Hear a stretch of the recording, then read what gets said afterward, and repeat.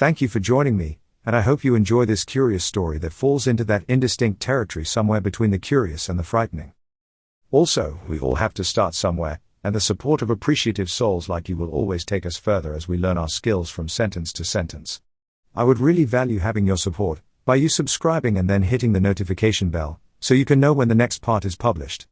And let me know where you are. Write it in the comments below. Anyway, I thank you for your attention. And if you wish to learn where the two main characters come from and what the story is all about, then why not go back to the very beginning?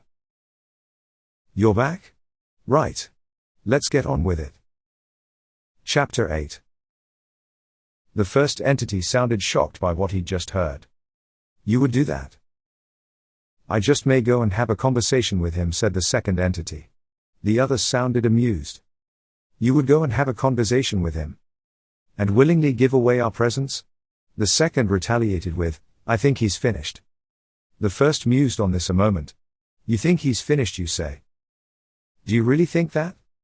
Well, let me know when you're going to do this. And I'll happily watch him tear you apart. During those pleasant and cool spring evenings, we both sat on the sofa with the log fire blazing and the house feeling safe and nurturing.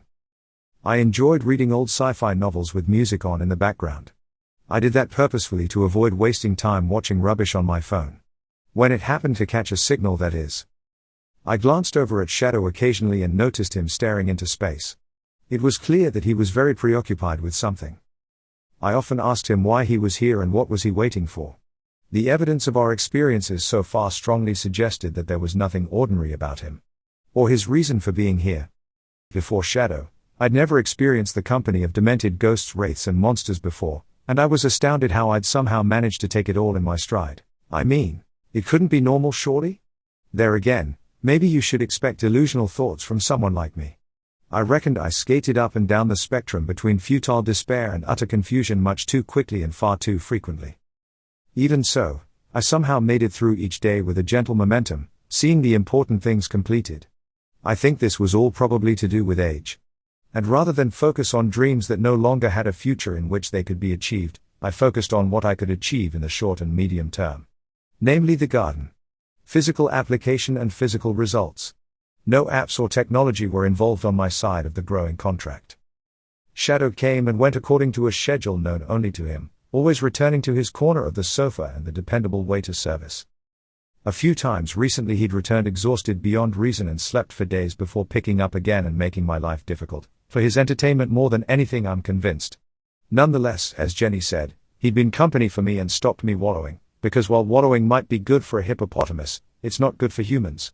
At least Jenny knew nothing of my adventures, because she'd probably call the Pope. I looked at Shadow, and wondered how his account at the bookies was doing. And whether there was an outside chance I'd ever receive any pennies in rent. A recent event persuaded me that he created curious instabilities when he was in the world. Even though this will sound completely silly, and I would never mention it to Jenny, I believed Shadow could create overlaps between the present and the past. I know that sounds daft. But anyway, listen to this. Shadow had taken to traveling around the island in the car. Naturally, I did the driving. And for an animal after a fashion, he took to this with casual ease. Cats I'd taken to the vets in the past either vomited or defecated on the back seat. Some of the evidence still marked the fabric and was palpable in hot weather. Unlike all those beloved and sadly missed creatures, Shadow enjoyed himself. And was always content to lie along the back shelf staring out at the passing countryside. Maybe he was pretending he was on the bridge of a spaceship flitting between star clusters. I don't know. He liked the rural back roads most of all, the old places my dad took me to when he worked for the water board. But as with everything Shadow did, there just had to be a reason. The road from Thlinvers to Llanacamed has probably been a back road for centuries. However, if you look back to that time through the lens of family stories, you would know that these roads were once essential arteries of the island's commerce, crisscrossing our agricultural heartland. These arteries are undoubtedly thousands of years old, because they're the most obvious and probably the safest routes across the landscape for drovers and people taking goods to market. The territory above the island's center used to be known as the Badlands. This is where you ran to if you were a naughty person being chased by officers of the law. Anglesey was heavily forested for a long time, as was much of Britain. The major clearances across much of Britain were due to sheep, though it wasn't the sheep who cut down the trees, which freed the land for grazing and agriculture.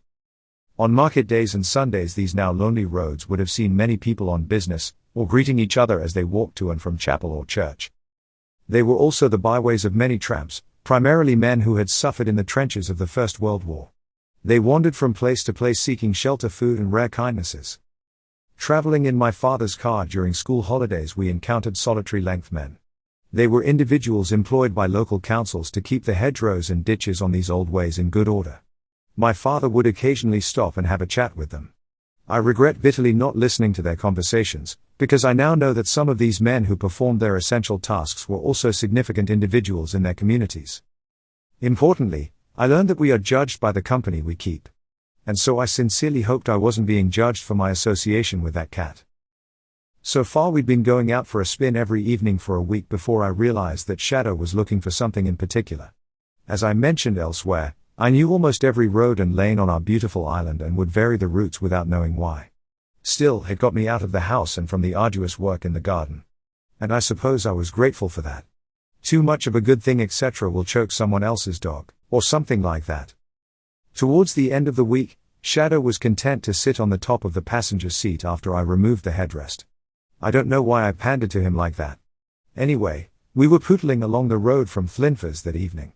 It's a drive through gentle rolling countryside on a road with a high camber and the odd launch pad hump that kept surprising me. Shadow had become noticeably excited as we approached a particular spot on the road, and came up to what I knew was a long slow corner. He hopped off the seat rest and stood with his hind legs on the passenger seat and front paws on the dashboard. I knew to stop. Yet again the cat was issuing orders. I parked in a passing space made muddy by the large tractors that farmers allow their 17-year-old sons to drive while texting. I turned to Shadow. I was puzzled because I saw nothing there, except a decrepit old barn on our immediate left, and a ruined cottage in the middle of the field opposite. I stared at the old rickety red corrugated barn and decided it was only one good winter storm away from collapse. However, Shadow wasn't looking there, but across to the field on our right. There, in the middle of a rough meadow, stood a desperately old cottage, abandoned in sad isolation. The same rusted corrugated sheets had been nailed across the windows and door, and one of God's weeds was growing through what little remained of the poorly tiled roof. "What we doing here?" I asked him. He was standing on my lap and staring out the driver's side window. He was much heavier than he looked. Then he stared at me and issued the next order. "Open the goddamn door, idiot." I checked behind and forward for incoming traffic and opened the door as instructed. Our tiny galactic warrior hopped down and sensibly checked for traffic before bounding across the single-lane tarmac road. "Feel free to run away if you want," I shouted after him. He paid me no attention as he pushed his way through the cow parsley and hopped quickly onto the crumbling wall. I locked the door and followed him across the road, hoping we wouldn't be here too long. I turned and checked the car. It was fine there. We should be all right and in sight of any traffic from either direction. He'd wisely ignored the collapsed 5-bar wooden gate, barely held together with a rainbow of different colored baling twine. It was in too dangerous a state to open or clamber over, so I decided I'd venture over the crumbling wall, and as usual, I nearly broke my neck when a large rock hidden in the rough grass rolled away under my foot. The cat wasn't good for my health and safety, I concluded, as I finally got over into the field with all the grace and elegance of a ruptured duck. The derelict cottage reflected so much of the island's rural poverty and all the misery of a bygone age. And to be honest, I was surprised it hadn't been snapped up for a holiday home by now. These old cottages were simple small two-room affairs for living and sleeping. Like mine had once been. They were no place for old age. Even after Lloyd George's pension scheme in the 1920s, they must have been miserable in winter. This was an open area of the island with little shelter from the harsh cold and wind-driven rain. Despite the pension, life had remained appallingly harsh. Before the marvelous National Health Service was created, for want of a shilling to pay the local doctor, you could die of diseases that require little more than an antibiotic today. They were dark times when the sense of a community had to be strong because, as my great-grandmother used to say, so many people were vulnerable to falling off the bottom of the ladder and ending up in the workhouses. We'd once had 2 of those appalling institutions on the island. People died invisibly in lonely places like this. All you need do is wander around the more isolated cemeteries, and you'll find gravestones that are little more than offcuts of larger slate. So many names have been worn away, and it feels like those poor people never existed. After only a single generation, we will ourselves be forgotten. About halfway across the rugged lumpy terrain, I felt again that fear of harsh loneliness and desolation that had once terrified me before Jenny took me under her wing. I saw that the grass was thick and clumped, and hadn't been cut or regularly grazed for many years. Shadow's erect tail looked like a periscope making its way toward the tiny abode, and now and then he'd stop to make sure I was following. There was a rough low stone wall around the front of the cottage, coming out about a dozen feet from each of the gable ends of the building. I knew there would be no back door, because with such a small building, it would have only been of use to the wind. In the front, I guessed would have been a painted wooden or wrought iron gate leading into a small patch of vegetables and herbs. I wondered if there had once been colourful hydrangea bushes here somewhere. A Welsh dresser and hydrangeas were once ubiquitous to many rural Anglesey homes. Shadow suddenly appeared out of the tall grasses and stood on the wall where I could see that he was surveying the ruin intently. Why would he be drawn here of all places? Cold lonely ghosts would have been resident here far longer in death than in life. Is it the sadness of their own lives that compels them to interfere in ours, I wondered? In mine anyway. Is this the place Shadow had been looking for during our evening drives? I couldn't imagine what was here that might be of the slightest interest to him. I placed my thinking to one side because he was waiting for me. And so I quite literally tripped over to him. "What are we doing here?" I asked, knowing I'd have to work it out myself. The gate was long gone, but I could easily step over the wall into the sad remnant of a once essential garden. In keeping with my graceless climbing, I stood on another hidden round stone and fell backwards, landing on the wall on my backside. I cried out and howled in agony but received no sympathy for my apparent incompetence. Shadow switched his gaze back onto the cottage. This cat did nothing without deliberation. It could have been a plan to see me flounder, but I was doing that all the time those days. Shadow never needed to wander too far from his spot on the sofa for his entertainment. "It's just a ruined old cottage," I said. He gave me a glance to acknowledge my existence and that I'd said some words to describe the bleeding obvious, then he turned back to the cottage with the same look of deep preoccupation I'd seen increasingly of late. I found a safe place to sit. Rubbing my sore bottom, I took in the cottage, hoping to discover why we were there. "This is far too old for either of us to know about," I said. "It's been a ruin as long as I remember. It might have been occupied when my mother was a child in the 1930s. Mam came from this area. It had probably been abandoned since the early 60s, long before I could have known anything of the people who lived there. The wooden lintel above the door was damp brown and rotten, and what I could see of the door beneath the corrugated metal said it was in much the same condition. There was still a lick of faded and flaked blue paint on parts of the window frames not covered over. Even the poorest of people had pride in those days," I said wistfully. "I wonder who lived here." I told Shadow about an equally small cottage a few miles away, where a single parent had brought up 7 children. One son had gone on to become a manager in a London bank. The other boys and girls had grown up and slipped into their community. And, according to Mam, had been decent people, mothers, fathers, labourers and tradesmen. Dad always insisted that it wasn't where you were brought up that defined you, but the values that were invested in your home. Poverty and tough times brought people together in those days. There were fewer chips on shoulders because you never knew when it would be your turn to be in difficulty. Despite a simple education and very few opportunities, people rose to be decent and significant in the lives of others in one way or another. It was a quiet and warm evening, and the daylight was extending nicely. Soon there'd be flowers for the house and salad on my plate. I was looking forward to seeing and tasting the fruits of my ongoing hard labor. The cottage was built from what people used to call rude stones and rubble, something you'd probably pay a premium for in London these days. There had to be a small quarry close by, no more than a hole in the ground probably. One that most farmers used to harvest for building walls and maybe the odd outhouse. It was all the same stone of assorted sizes held together by apathetic gravity and damp lime cement. Inside would be a compacted earth and lime floor, and once there might have been linoleum covering it as well as the odd rug. The furniture would probably have been standing on bricks against the damp. Eva Hughes and Mrs. Hughes would once have lived in the same way. As a ruin, it might have once been a store like the collapsing barn on the other side of the road. The rusting corrugated iron might have been nailed in place to keep out thieves, but there would have been little worth stealing in this poor agricultural land. More likely, it was to keep out sheep and cows.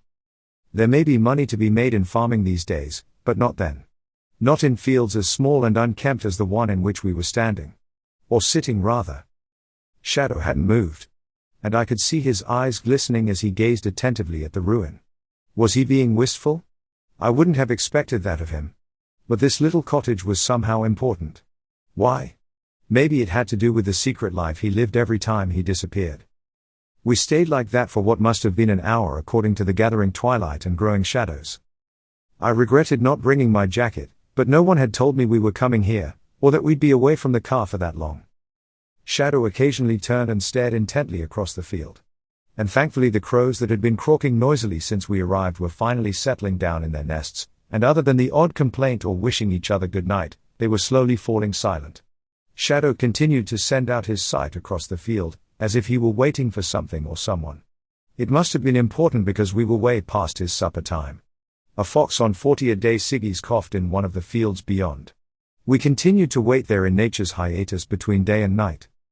My bottom was numb on the cold stones, and my lower back had begun to stiffen. "I've got to walk about," I said, and rotated over the wall on my cold bottom and went for a slow trundle, unfolding my back like a fern as I went. I'd need some ibuprofen soon. The only way to stop it from worsening was the New Zealand way: go hard and go early on the anti-inflammatories. It was always a dilemma, a stark choice for me: an upset stomach or being crippled for the next few days. I stood still and closed my eyes. The last of the birds settled for the night, and the fox must have gone to look for boiled sweets. Then the silence intensified as if everyone and everything were holding their breath. I missed the initial manifestation. It was the flick of Shadow's head that drew my attention to a movement in the gloom of the corner of the field away from us. I initially thought it was an animal, until it gradually resolved into a tall man's slow rocking gait and exhausted walk. Shadow was up on his fours, tail in the air, and he seemed eager and excited by this approaching stranger, who grew clearer as he came nearer. In the fading light, I could see a tall man stooped over a walking staff wearing a tired flat cap and long overcoat reaching down into the grass. The closer he approached, I could make out that he was of all things, an old tramp. During that brief period from turning to Shadow and then to the tramp, my attention was brought back to the cottage by the fragrance of burning dry gorse hanging in the still evening air. The derelict cottage with its totem of sycamore reaching through the roof had somehow magically impossibly been transformed. I saw a living cottage with 2 small lace-curtained windows, and a tidy blue wooden door with the glowing inner light of an oil lamp in the window nearest to me. Smoke rose from the chimney. Even though I'd become accustomed to the weird and mysterious in Shadow's company, I knew immediately that this was a revisiting of time past. The garden wall was solid and upright once again. The ubiquitous hydrangea from my grandparents' era grew well in each of the 4 corners. But unfortunately I couldn't tell if the flowers were pale blue or pink in the failing light. The stranger came closer, and I saw him raise his free left hand to Shadow as he cracked an exhausted crooked smile from the angular bony face, which I knew had known pitiful kindness and harsh cruelty in unequal measure. He swung a canvas rucksack off his back and settled it on the floor by the wall with the jangle of old army mess tins. The stooped tramp sat down on the reconstituted wall beside Shadow, placed an arm around the cat and pulled him close. 2 good friends were embracing each other affectionately after a long separation. Even though I was standing no more than 10 feet away from the pair and the cottage, I knew I wasn't part of this warm and gentle developing drama. I suspected the tramp couldn't see me from the reality Shadow had conjured up for them both. The tramp wore a long dark green overcoat tied at the waist by a wide leather belt, and I knew that if he took off his cap his hair would be stiff and grey. He wasn't old, but neither was he young. He was in that age band for vagrants where he still retained reasonable health and fitness that would soon desert him.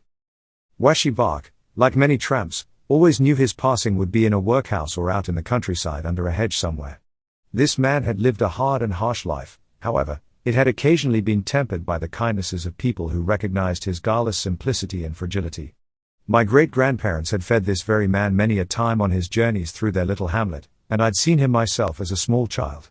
Yet Shadow somehow knew him. And with a respect and affection that was returned warmly. I knew then that they had both traveled together. The tramp's dark face had cheered up on seeing Shadow, and his massive hand ran gently down Shadow's back and scratched familiarly behind his ears. So it was evidently a meeting of old friends, however unlikely and impossible that was. The tramp Washivark gave Shadow a final jovial pat on his head and groaned softly as he rose to stand, needing just a moment to move again. He picked up his rucksack and walking staff and pushed open the small tidy wooden gate, closing it behind him. Washivark slowly stretched his aching back before taking a few tired steps toward the front door and the lit window. Then removing his flat cap and revealing the roughly cut grey hair I knew was there, he tapped gently on the door holding the cap to his breast and took a step back. Seeing this giant right up against your door might have been frightening for some people. This man's identity was confirmed for me when the doorway to this magical cottage opened. A tiny elderly woman bent nearly in half, shuffled forward, her hand on the doorframe for support. She wore a flowery pinny and a dark woolen scarf over her hair. I could see that she had a round and pretty pink face that some people carry with them into old age. This woman bent her neck painfully to look up at the stranger's face and beamed in sudden delight. "Washi," she cried out, her voice a pleasant tinkle, and extended her free hand to him, which he engulfed diffidently and with such tenderness. "It's you. I've been so worried. You've been away for so long and no one knew where you'd gone." The old lady looked past the giant and saw Shadow standing upright on her wall. "And your little friend's here as well. How wonderful. Come in, both of you. There's stew on the stove. I always make more than I need in case you turn up." Holding one of Washi's hands, the woman shuffled her feet around and turned back into the cottage, her spare hand holding the door frame. "Come in quickly and don't let all the heat escape." Shadow stopped a moment and looked at me before entering. "I'll be in the car," I said. I knew my place. And sadly it wasn't in this unexpected and delightful gathering of old friends. This was a party happening not elsewhere, but elsewhen. Anyway, I had other things to consider. My back, for instance. How I was to get over the wall and back into the car would be an entertainment for anyone passing. I'd be okay once I got there, because I had a small pot of anti-inflammatories in the central pocket and I could overdose. Despite the plan, I stayed there for another 10 minutes, gazing from a respectful distance through the lace-curtained window into the warmly lit cottage, wondering what was in the stew. Washi Bark had removed his coat and I could see him sitting in an armchair by the fire, a golden light shining on his haggard face. The old lady shuffled into sight and offered him a bowl of food. She raised her finger, wagging it in affectionate admonishment. I believe that Washi Bark was rediscovering his smile because of the kindness and memories invested in this small cottage. I was a voyeur. Invisible and out of context in this place of Shadow's manufacture. I accepted this impossible thing, until I remembered it was rude to stare into people's homes. Ever since Shadow invaded my world and brought with him an instability to my reality, ironically I'd become far more stable. For all our adventures, I generally gazed out at the strange new world with a calmness few others would understand. While we might not live on the equator, twilight had faded into darkness quickly and my lower back was chilled. Back to the car for me because that was my only option.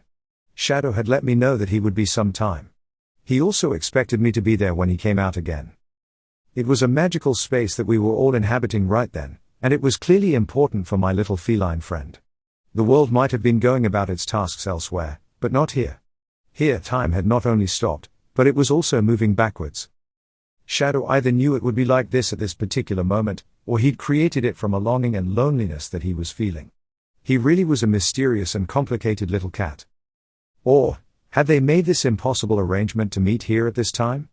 And, had Shadow forgotten where it was, hence all the driving about for the last week? If that were the case, how long had Shadow been visiting the island? And how many friends did he have here along the island's timeline through history? I took one last look at the warm little cottage and its pleasant front garden, and I was glad for each of the three. I shrugged and hoped everyone in there was forgetting their challenging lives and bathing in each other's affection. The route Washi Bark had taken to come to this place, from across the fields and not along the road, intrigued me. But of course, people are always wary and afraid of strangers. And Washi Bark knew well enough to avoid people as much as he possibly could. So he'd have stuck to the less frequented old routes and footpaths. I wondered whether he'd been aware of the strangeness of their encounter, or maybe he just knew to embrace good fortune and good friends when they happened. In his life, they must have been rare occurrences.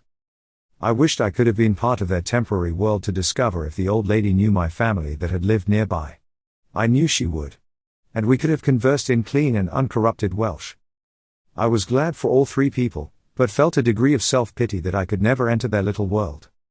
The car and its discomfort awaited me, and I hoped the heavy waterproof coat was still in the boot because I'd need it before the night was over. I made my delicate way back to the wall and shuffled over it on my bum, protecting my vulnerable lower back. The large yellow moon had risen above the cottage and created a wonderfully idyllic image, the wood smoke rising gently from the chimney to disperse and vanish. I searched my pockets for my mobile phone to take a photograph, waiting for the smoke to gently drift toward the moon before I clicked 2 or 3 photographs. I checked the phone's photo gallery, but it was in vain. I only found dark smudged images of a ruined cottage, the moonlight highlighting a tree growing through the roof. I viewed the lovely cottage with my physical eye. It was a fleeting image of a past that the camera could never capture. By now, I knew enough not to be surprised by anything in this curious new life I was living. The camera existed in objective time and the three friends in a time colored by their warm-hearted memories. I retrieved my coat from the boot, draped it over myself and finally settled in the passenger seat, now Shadow's side. The BBC World Service had always been a fine companion when I couldn't sleep, so I found it on the digital radio, which was probably worth more than the rest of the car and contents, including me. I switched on the engine now and then with the heater full blast to counter the cold, but it did little to alleviate my discomfort. I slept fitfully at best. The last time I'd slept in a car was on a dockside in Portsmouth centuries ago. I enjoyed my simple comforts, didn't feel as if I'd slept a wink and felt sick and cold in the morning. I'm one of those humans who needs his knees to be warm before he can sleep. My knees were cold, and they stayed like that all night. I woke up with a start when a texting teenager drove past at high speed in Daddy's giant tractor, and scared the bejesus out of me. I jumped up in fright and felt something tear in my lower back. The general advice is that you shouldn't take over-the-counter anti-inflammatories after 50, but I didn't care and popped a few more in my mouth. My phone told me it was 5:45 a.m. and dawn was well on the way. I unpeeled myself from the car into the chilly grey morning light and pulled the coat tight around me. I'd somehow made it through the night, and no one had thrown any sheep at me. Instead, a tractor had awoken me, and I was surprised that the racket of the dawn chorus hadn't done it earlier. I was in serious need of coffee, and I needed it right then. A thin wisp of smoke rose from the cottage chimney, and I wondered if the tractor driver had seen anything odd. In the busyness of everyone else's morning, I knew I was the only privileged human out here. What about the hacking fox? What was his experience of all this? He was probably lying on his daybed dreaming of fat chickens. The cottage door opened and a tall figure ducked as he stepped out, bag and walking staff in one hand, his rolled-up cap held respectfully in the other. He turned around and was speaking to the old lady who leaned a hand against the door frame as she stepped out into the morning light. I saw her hand him something in a cloth bag. Undoubtedly something to eat. I knew that some people always gave Washi Bark a few pennies for his pocket, and if the stories from Holyhead were true, he'd save these up for the occasional pint in one of the town pubs. Why shouldn't he? He'd probably paid his dues serving his country and suffered terribly for it. Washi saluted her with a smile and his forefinger to his forelock. The old lady reached up a hand and touched his arm kindly, probably admonishing him for keeping away so long. The old lady also smiled as she wagged a finger toward the ground. That would be Shadow down there. Did they speak to each other, I wondered? But of course, anything might be possible in the universe in which they were existing. I went around to the driver's side and watched them as they waved farewell to each other. Washi Bark adjusted his cap and swung his rucksack over his shoulder, as he talked to the cat who was lost below him among the grasses, only his tail giving him away. I decided it was best I stayed out of sight before they arrived. I threw my coat in the back, and when I looked up again, I was saddened to see that the cottage was once again a ruin. It meant that the old lady had been lying in her invisible and uncared for grave for many decades. Washi Bark and Shadow were still walking across the field and objective time seemed to be reasserting its authority as they came closer. I ducked into the driver's seat and slumped as low as I could. Washi Bark reached down, picked up Shadow and placed him on the wall before following and climbing over himself. Neither looked back across the field. They were both in their small temporal bubble, moving safely through our time and would be undisturbed by our world. In the improving light, Washi Bark's face was still gaunt and angular and his poor health was more evident in the low and cold early morning light. However, he was smiling an engaging crooked smile as he talked to Shadow who was also attending to his friend. It was beyond me, and I chose to accept it for what it was, a pleasant distraction for the tramp and the cat in their complicated individual lives. He was the same man who'd walked past our council house and up to Velengreig farm half a century ago and had both frightened and intrigued me as a small child. Washi Bark seemed younger than the giant I remembered lumbering up past our house to the farm to an assured welcome. My parents had told me that Mr. and Mrs. Williams would offer him a meal and a place to sleep in the barn in exchange for his matches and bacco. I was suddenly emotional and tearful. I just realized that in Shadow's mobile time bubble, both my parents were alive and probably in robust health in their late 30s. I hadn't been born yet. Mam would still be singing in concerts, and Dad a part-time volunteer on the fire brigade or by then a full-time ambulance driver. Neither would have been the frail and ill people I'd last seen. If I were in their bubble, I might have gone home for Mom's breakfast and Dad's joyful laughter again. Instead, I admit I wept desperately painful tears of sorrow. Bloody hell. I'd become so vulnerable. I looked up through my tears, and saw Washi Bark pause for a moment and stare at me with those deep-set eyes. He said something to Shadow, and then the tramp turned and smiled down at the cat, as if he had said something witty to draw him away from the anomaly. He brought his hand swiftly to his mouth and coughed painfully before recovering and wiping his eyes with the back of his large hand. They both moved on, safe in their own time and warm companionship. A roaring sound drew my attention forward as another bloody tractor rushed toward us. I swung around and looked out the back window, concerned for the two friends. But they were gone. Companions in a bubble moving through our messed up world. And Washi Bark must have been unaware of the protection bestowed on him by his little friend. I sat back and wondered whether I was only in my timeline with respect to Shadow. And maybe that timeline was outside of yours.